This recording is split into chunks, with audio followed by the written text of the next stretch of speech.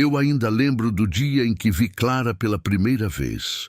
Era começo de inverno, e o vento que vinha das montanhas trazia aquele cheiro de terra úmida que só o interior de Minas conhece.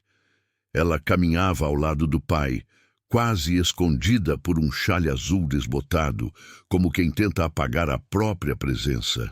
Sempre me perguntei como alguém tão jovem podia carregar um silêncio tão pesado. E ainda assim, havia algo nela que parecia pedir para ser decifrado. Dizem que alguns olhares não pedem licença, apenas acontecem. O dela foi assim, simples, contido, mas impossível de ignorar.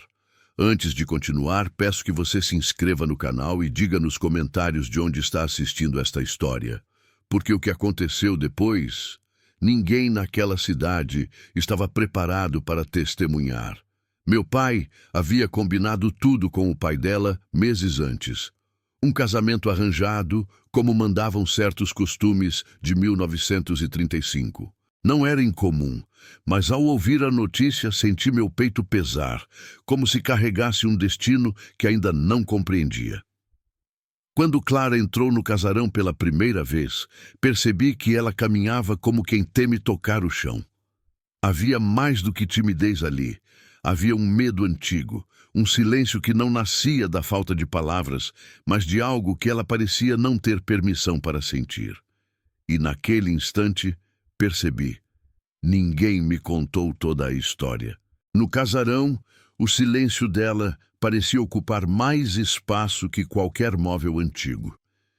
Eu observava seus passos contidos pelos corredores altos, como se cada gesto pedisse permissão para existir. Ainda que fôssemos oficialmente casados, a distância entre nós era quase um ritual diário. Era curioso perceber como sua presença mudava o clima da casa, como se o ar ficasse mais leve quando ela surgia com aquele olhar tímido. Uma tarde, uma forte chuva nos prendeu na sala principal, forçando uma convivência inesperada. Ela tentou esconder o tremor das mãos ao segurar uma xícara, mas eu notei.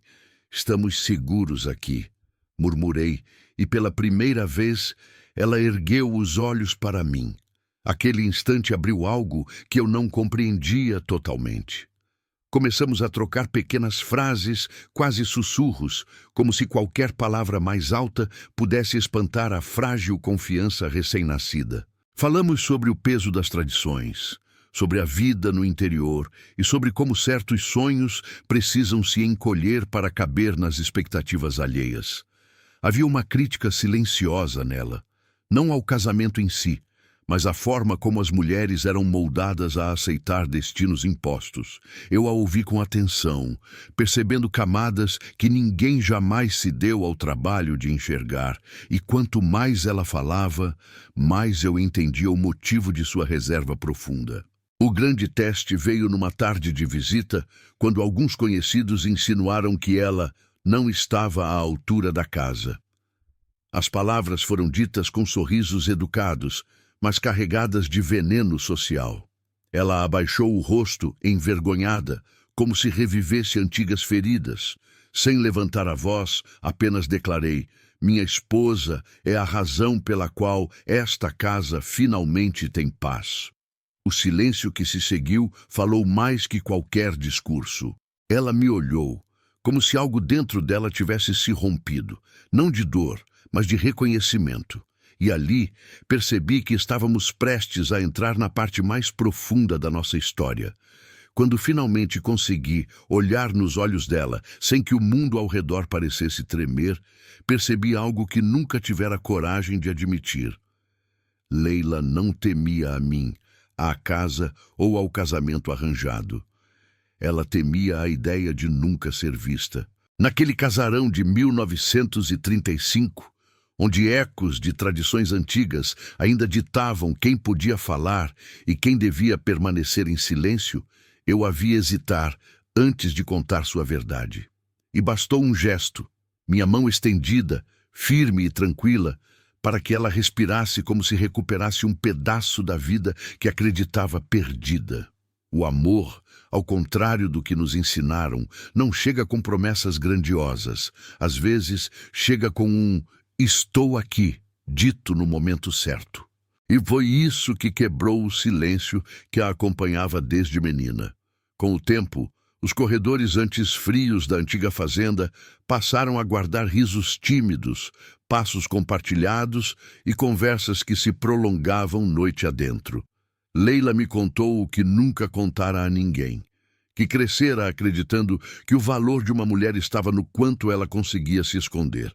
E eu, ouvindo cada palavra, entendi o quanto também carregava um medo, o de me tornar o mesmo tipo de homem que sempre repudiei. Aquele que confunde autoridade com ausência. E se tudo o que chamavam de dever fosse apenas medo disfarçado? Perguntei a ela certa noite. Ela sorriu como quem finalmente entende algo que ninguém ousa explicar. Ali, percebemos que nossa união não era uma prisão, mas uma chance rara de reconstrução mútua. Anos depois, a fazenda já não parecia tão grande. Talvez porque, enfim, não andássemos sozinhos dentro dela. Transformamos aqueles espaços em memória viva de tudo o que superamos. O silêncio, o arranjo, as expectativas. E quando olho para Leila hoje, forte, dona de si, caminhando pela varanda com a luz da manhã, atravessando seus cabelos, entendo que o amor não a salvou. Apenas abriu a porta para que ela se salvasse. Nossa história não é perfeita, mas é honesta. E ao relembrar cada passo, deixo uma última reflexão a você. Às vezes, o destino não é uma linha reta. É o caminho que escolhemos manter, mesmo quando poderíamos ter desistido. Se você gostou deste final, curta, comente e compartilhe com alguém que precisa sentir essa emoção. Inscreva-se no canal, ative o sininho e continue aqui com a gente. Quem assiste até o fim sempre é lembrado primeiro dos próximos vídeos.